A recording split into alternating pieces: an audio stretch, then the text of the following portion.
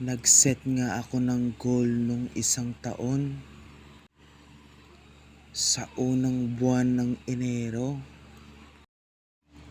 Sabi ko, mag-iipon ako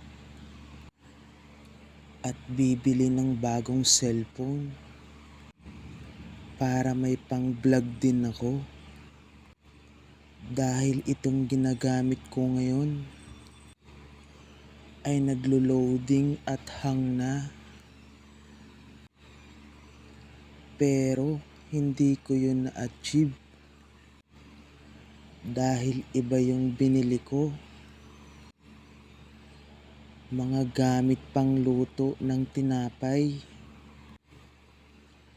Dahil namimiss ko na nga mag-bake at tumikim ng sarili kong gawang bagong luto at mainit na tinapay.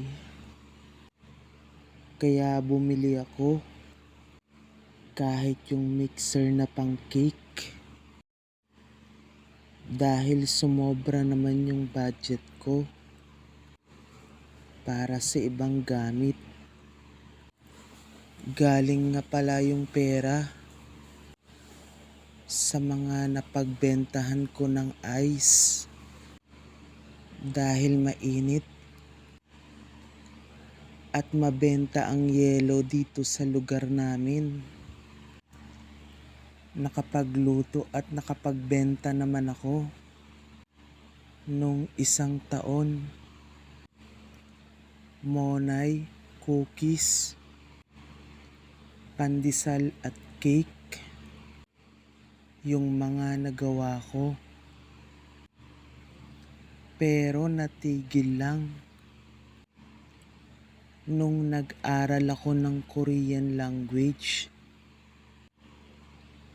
sa loob ng 3 buwan. Kaya tinabi ko muna ito para pag nakabili na ako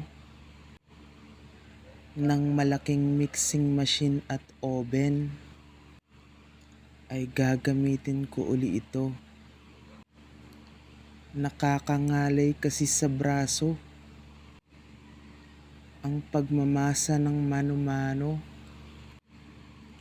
Kaya plano ko talagang bumili ng mixer machine para maramihan na din ang magawa ko. Ang sarap ngang mangarap, lalo na kung hindi lang ang buhay mo ang mababago, kundi pati na yung buhay ng buong pamilya mo. At kung may sobra, pati mga kamag-anak mo ay kaya mo ring maambunan ng mga biyaya na natanggap mo. Wala nga kaming makain noon dahil parehas walang trabaho yung mga magulang ko. At kami rin na nag-aaral pa din sa high school. Kaya umaasa lang kami sa paglalabada ng nanay ko sa kapitbahay namin. At dahil sa hirap ng sitwasyon namin noon, napagdesisyonan nga ng tatay ko na lumuwas ng Maynila para mag-construction. Kaya mula noon, ako na yung naging kaalalay ng nanay ko, lalo na sa mga gawaing bahay. At minsan, tumutulong din ako sa pagbebenta at paglalako ng mga lutong ulam at kakanin. Kaya bata pa lang ako, nasanay na ako sa hirap. Naalala ko din noon, television lang ang libangan ko. Paggabi, pagkatapos ng mga gawaing bahay,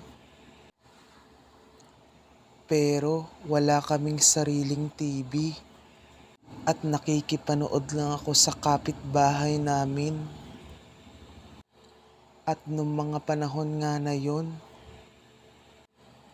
black and white at wala pang ang colored TV. Doon nga ako nakikipanood sa kapatid ng lolo ko na walang asawa at mga anak. Masaya kami noon dahil marami kaming nanonood. Kasama yung iba naming kapitbahay na wala ding TV. Lalo na yung mga fanatic ng teleserye noon. Ramdam na ramdam nila at apektadong apektado kapag may mga suspense na scenes at eksena. Nakakatuwang isipin at alalahanin na kahit mahirap ang buhay noon, ay nagiging masaya at kontento kami sa mga simpleng bagay. Pasalamat nga ako sa Diyos at hindi niya kami pinabayaan dahil nakasurvive naman kami sa hirap ng buhay noon ng sama-sama.